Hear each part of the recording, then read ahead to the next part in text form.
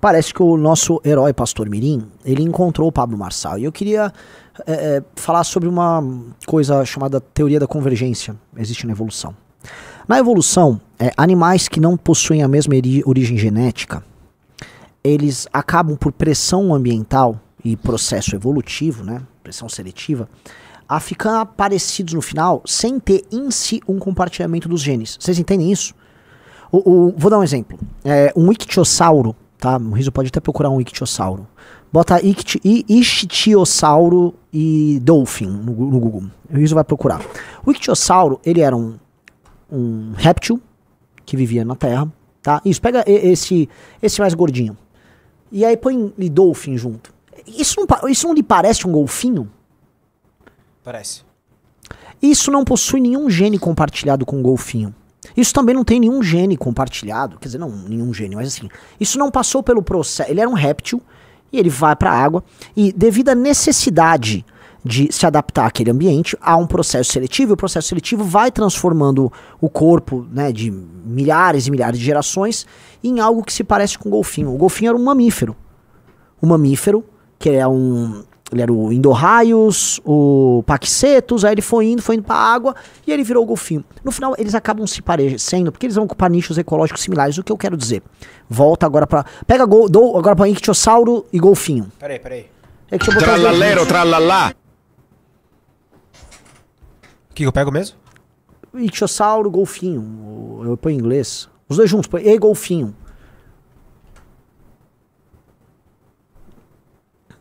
Aí, ó que interessante. Aí, né, olha, inclusive tá escrito evolução convergente.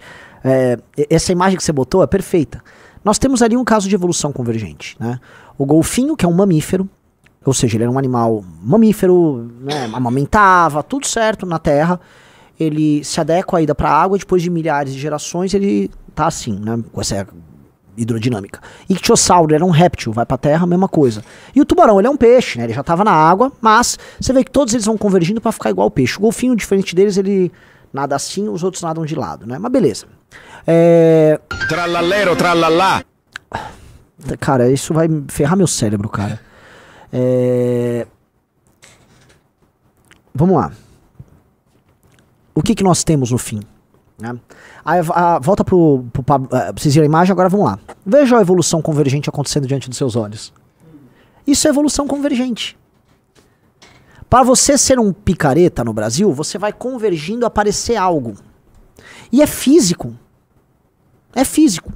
Então veja, qual é a evolução convergente se dava em qual contexto? Você tem um ambiente, ou seja, um nicho ecológico específico, e aí você precisa se adaptar naquele nicho ecológico específico. Qual o nicho ecológico da espécie Marsalasaurus? Qual o nicho dele? Classe média baixa, evangélicos / neopentecostais, principalmente neopentecostais, pessoas com baixa instrução, certo? E desesperadas para resolver o problema delas, certo? Certo. Esse é o nicho ecológico do Marçal. Qual o nicho ecológico do Pastor Mirim? Neopentecostais, pessoas querendo ganhar dinheiro, pessoas com baixa instrução, certo? Certo. Então nós temos aí ambos com origens diferentes, idades diferentes, atuando no mesmo nicho ecológico. Como funciona, vejam só, a evolução convergente da identidade digital. Aqui, volta ali, eu quero mostrar a lata dos dois. Vejo até na aparência, a gente começa pela aparência, o cabelo, o dente de porcelana, aquele dente que tá escancarado, e os dois ficam... Veja, eu larguei por isso, ó.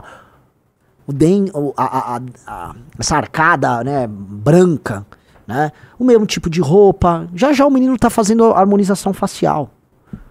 Inclusive a harmonização facial, ela leva a uma convergência. Todo mundo fica igual com a harmonização facial. Todo mundo se parece o Gustavo Lima, o Bukele, o Marçal. É uma evolução convergente, né? Porque você vai pegando todas as coisas específicas das outras pessoas e você transforma tudo igual. O cara tem um queixo quadrado e tal. Eles mexem na harmonização facial pra todo mundo ficar igual. As mulheres também, ficam com aquela beiça, aquela cara assim, ó.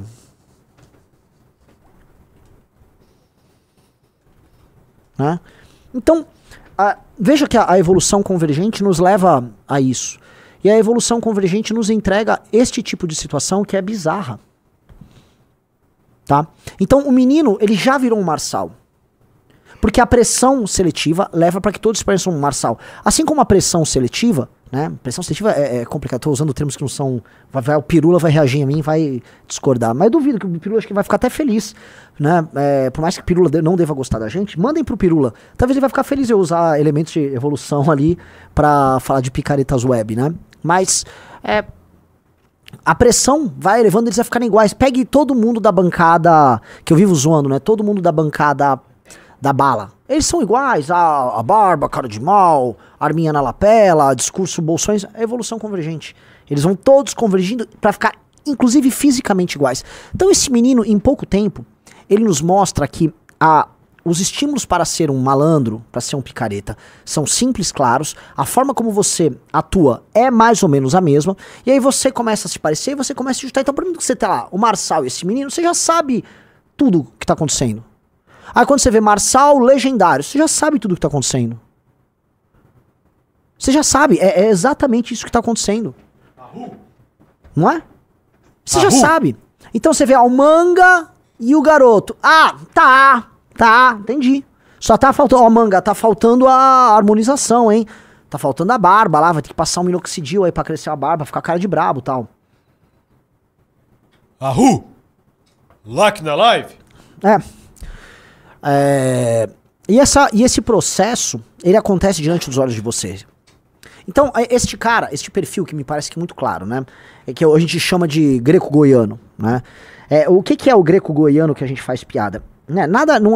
Isso é só um termo, a gente pode chamar de malandro de classe média brasileiro, tá? Então todo mundo que é goiano que tá nos assistindo, isso nunca foi uma piada tirando o sarro de vocês. Logicamente tem um elemento goianos e tal, mas dane-se, o Pastor Mirim é aqui de São Paulo.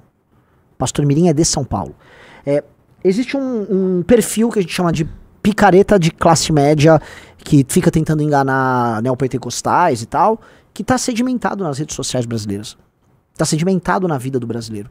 Assim que tem uma coisa que mexe com as periferias, que é o rapper faccionado, né? Que é um tipo. O Oro é o rapper faccionado. Tá claro ali pra todo mundo. Tá, temos aí o rapper faccionado.